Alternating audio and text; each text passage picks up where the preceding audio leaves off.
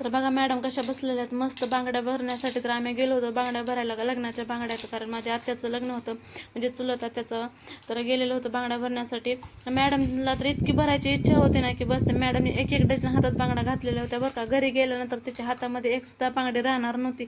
आणि तसंच झालं, घरी गेल्यानंतर लगेच मॅडमने सगळ्या बांगड्या हातातल्या काढून टाकलेल्या. फक्त त्यांची बांगड्या भरायची इच्छा पूर्ण झालेली होती तिथं बसून, कारण ते सगळ्या भरत होत्या ना बायका, त्याच्यामुळे तिला पण असं वाटलं की मला पण बांगड्या भरायच्यात. मॅडमने एक एक डझन बांगड्या भरल्या, त्यानंतर मी पण भरलेल्या होत्या.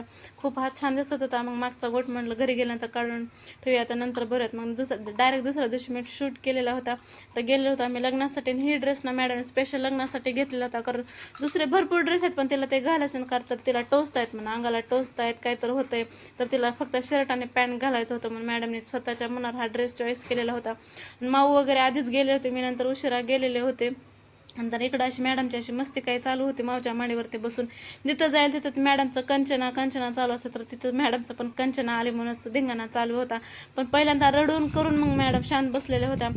तिथं जाईल तिथं आपला धिंगाणा चालूच असतो, म्हणजे रडणं पडणं त्याचा इतक्या हट्टीपणा करते ना की बसत. आणि इकडं मस्त आपला कार्यक्रम चालू होता, सुनमुख पाहण्याचा सगळं कार्यक्रम वगैरे झालेला होता. आणि शेवटी सुनमुख बघण्याचा कार्यक्रम असतो तर चालू होता. नवरा नवरी इतकी छान दिसत होते ना की बस. दोघंही डॉक्टर आहेत, इतके खूपच छान दिसत होते. आणि इकडं सगळ्या बायका वगैरे बसल्या. आता हा क्षण म्हणजे शेवटचा क्षण असतो आता नवरी पाठवण्याचा. आता सुनमुख झाल्यानंतर नवरी जाते सासरे, आणि मॅडम इकडं झोपलेल्या होत्या. जिथं मॅडमची मस्त झोप